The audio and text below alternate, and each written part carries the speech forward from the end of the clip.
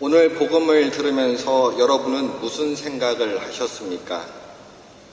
여러분은 어떠하실지 모르겠지만 저는 내가 혹시 가라지는 아닐까라는 걱정이 앞섭니다.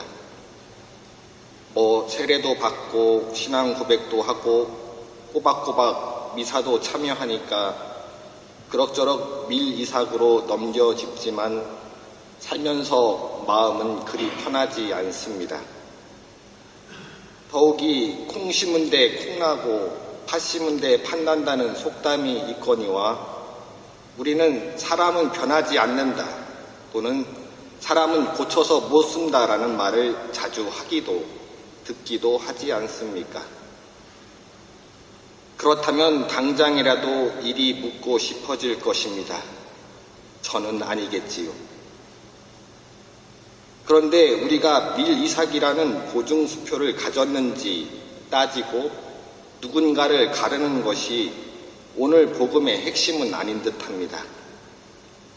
예수님의 다른 비유 이야기를 꺼내 보겠습니다. 루카복음서 13장 6절에서 9절까지는 열매를 맺지 못하는 무화과 나무 이야기가 나옵니다.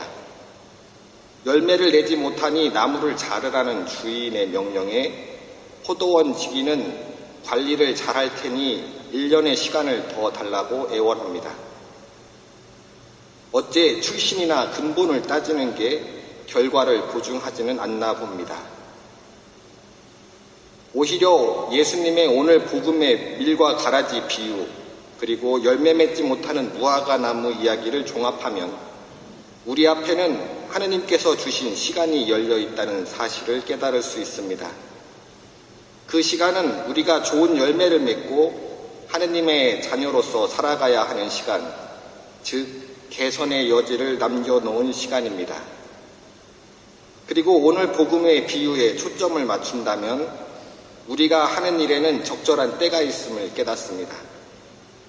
비유 속 일꾼들이 밀밭의 가라지를 발견하고 이내 솎아내려고 하지만 주인은 그러다 밀이삭도 함께 뽑힐 수 있으니 때를 기다리라고 말합니다.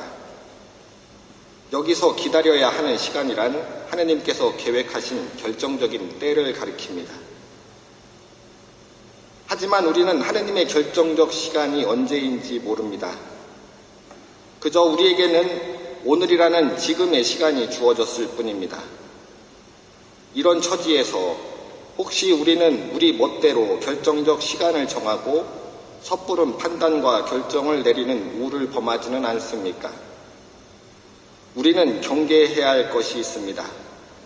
성미 급한 일꾼들처럼 우리는 자기가 하는 일은 좋고 나쁜 일을 예방하고 차단한다고 생각합니다. 우리가 보고 판단하는 것은 틀림이 없다고 믿어 의심치 않습니다. 하느님의 이름으로 정의의 이름으로 등등 어떤 이름을 내걸고 편을 갈라 상대를 맡겠다고 자처합니다. 하지만 정작 내건 이름은 뒷전으로 밀리고 내가 그 일을 하고 있다는 것, 계속 그래야 한다는 것만 중요하게 됩니다. 끊임없이 타인과 자신을 검열하고 낙인을 찍고 어정쩡한 모든 것에게 선택을 강요할 때 우리는 우리의 집착이 초래하는 광기를 마주할 수밖에 없습니다. 올해는 1953년 6.25 전쟁의 정전 70주년이 되는 해입니다. 우리 수도원에서는 한반도에서 전쟁의 종식과 평화를 위해 민족의 화해와 일치를 위한 기도를 한 달간 끝기도의 시작에 바치고 있습니다.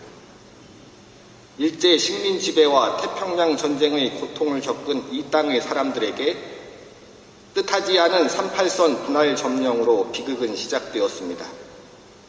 남과 북에 따로 정부를 세우고 어느 하나가 옳다는 팽팽한 긴장은 결국 전쟁이라는 참혹한 결과를 낳았습니다.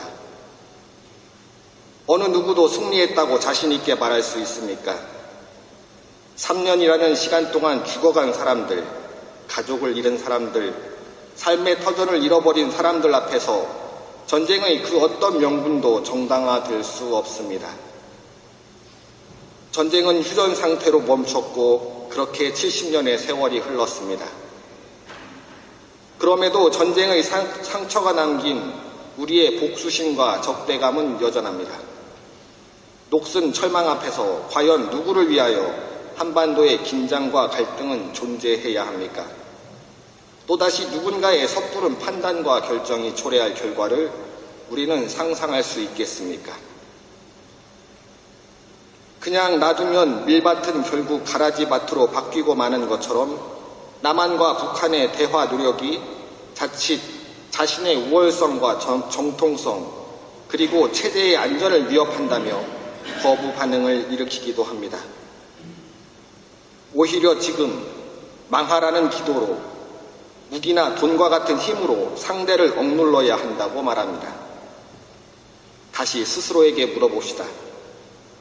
북쪽에 있는 사람들이, 남쪽에 있는 사람들이 과연 가라지입니까? 한반도 위에서 같은 역사를 공유하고 함께 미래를 희망하고 만들어야 하는 밀이삭들이 아닙니까? 단지 서로에게 불신과 적대감을 키우는 것으로 전쟁의 상처를 치유할 수는 없습니다. 분단의 상처와 멍해가 고스란히 오늘을 사는 우리에게 전가될 뿐입니다. 대화하고 이해하고 용서하고 화해하고 자신의 잘못을 되돌아보는 일로서만 우리는 역사를 기억하고 상처를 치유할 수 있습니다. 이것은 바로 한반도의 평화를 위해서 너무나 당연하지만 어렵고 지난한 과정이기도 합니다. 아울러 그것은 우리 그리스도인의 사명입니다. 우리를 덮치려는 가라지는 결코 철책 너머에서 오지 않습니다. 우리의 좁은 마음, 분단에서 비롯하는 이익을 탐하는 욕심에서 나옵니다. 하나님께서 우리의 속 좁은 마음을 열어젖혀 주시길 간절히 기도해 봅니다. 그러면 언젠가 우리의 좁은 마음이 증오와 폭력의 어둠을 걷어내고 겨자씨와 누룩처럼 풍성히 평화의 미래를 만들 것입니다.